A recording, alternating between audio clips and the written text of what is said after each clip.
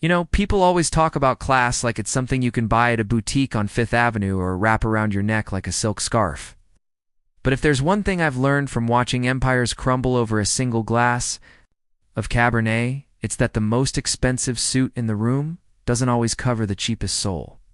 My name is Elias Thorne, and I grew up in a house where we stretched a gallon of milk to last a week.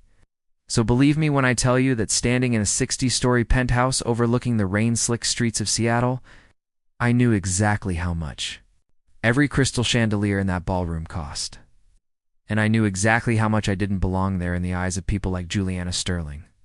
This whole thing started because of a deal. $400 million lifeline for a legacy shipping company called Sterling Maritime that was basically a ghost ship drifting toward a massive iceberg, and I was the guy with the checkbook, the new money outsider. They'd been ghosting for months until their bank accounts started bleeding red. It was a Tuesday night, the kind of evening where the air feels heavy with the smell of expensive cologne and desperation. And I decided to show up to their annual Founders Gala alone.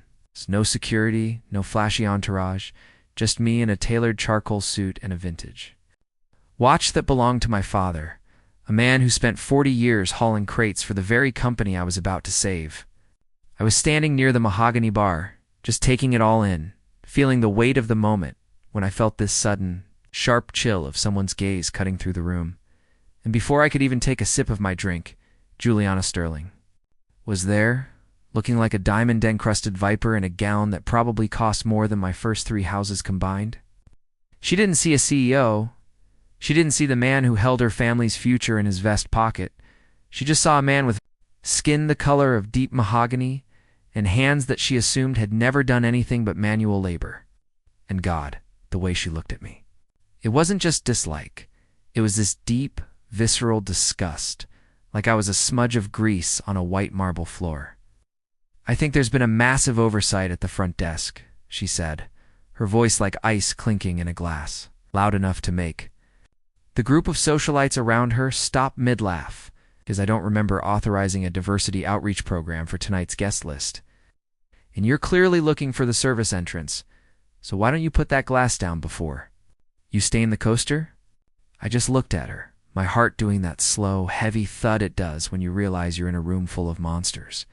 And I said very quietly, "Ma'am, I'm a guest. It's just like you." But that was the spark that set the whole forest on fire.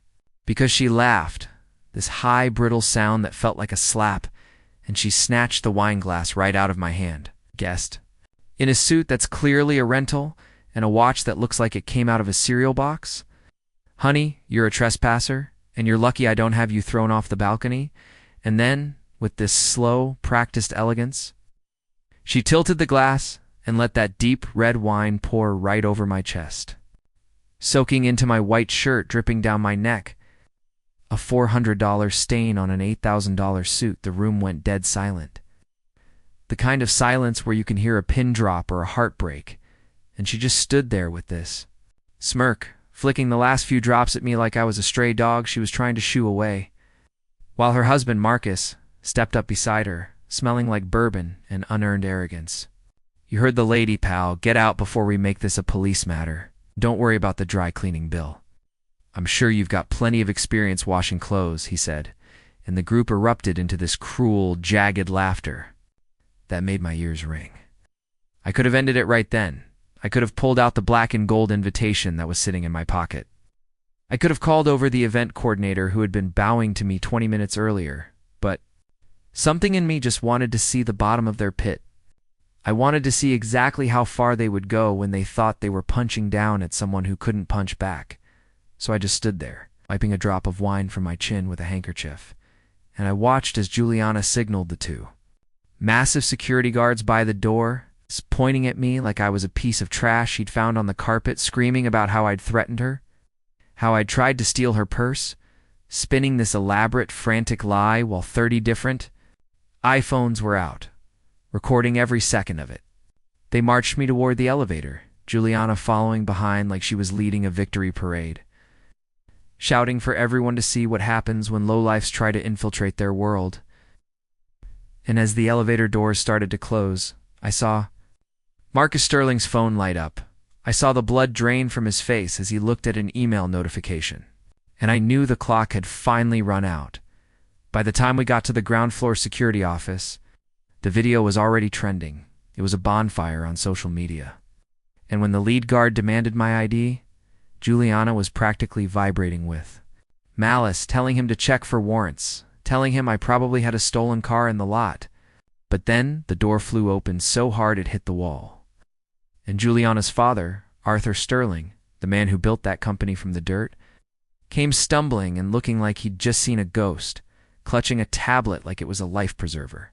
He didn't even look at his daughter. He walked straight to me, his hand shaking so hard, he almost dropped his glasses, and he whispered, "Mr. Thorne, ... Elias, ... Please tell me this isn't true. Please tell me my daughter didn't just dump a glass of wine on the man who was supposed to sign the bridge loan on Monday." The silence in that security office was so heavy it felt like it was crushing the oxygen out of the room, and I watched Juliana. I watched the way her eyes darted from her father to me, the way her mouth opened and closed like a fish gasping for air as the realization hit her like a freight train, the trash she'd tried to humiliate was the only person on the planet willing to keep her family out of bankruptcy court. "Dad, what are you talking about? He's a crasher. He's a—" But Arthur just roared at her to shut up, his voice cracking with a mix of rage and pure, unadulterated terror. Because he knew that in 30 seconds of arrogance, she hadn't just ruined a suit, she'd liquidated their entire legacy. I just stood up, my shirt still clinging to my skin, smelling like a vineyard, and I looked at Juliana, who was now backed against a filing cabinet, her face a mask of pale, ugly shock.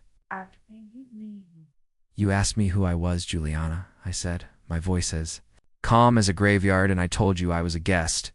But the truth is, I was the landlord, I was the bank, and for about 5 minutes, I was your savior. But I think I'm done with that role now." Monday morning didn't bring a signed contract. It brought a termination of all negotiations and a civil lawsuit that made the local news headlines, like a horror movie for the Sterling family. Their stock price didn't just dip, it cratered, losing 40% of its value before the opening bell even finished ringing. Within 2 weeks, Juliana was stripped of her title. Marcus was resigning for personal reasons. And the Sterling name, which used to mean power and prestige in the Pacific Northwest, became a synonym for a very specific kind of viral, ugly entitlement. I ended up taking that $400 million and putting it into a new venture, a community-driven logistics firm that hires the very people the Sterlings used to look down on. And every time I see that wine stain on the shirt I kept framed in my office as a reminder, I think about the fact that some people spend their whole lives trying to build walls, only to realize they've accidentally built their own prison. Juliana lost her house, her country club membership, and eventually her husband.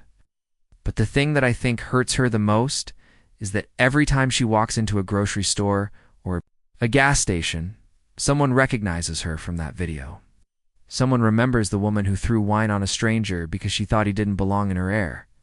It makes you wonder, doesn't it? How many times have we looked at someone and decided their entire worth based on the car they drive or the color of their skin, never realizing that the person we're dismissing might be the only one who could actually help us when the world starts to burn?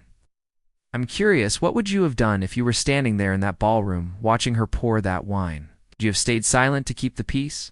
Or would you have been the one to hold up your phone and make sure the truth actually got told? Because at the end of the day, we're all just one bad decision away from losing everything we thought we were entitled to.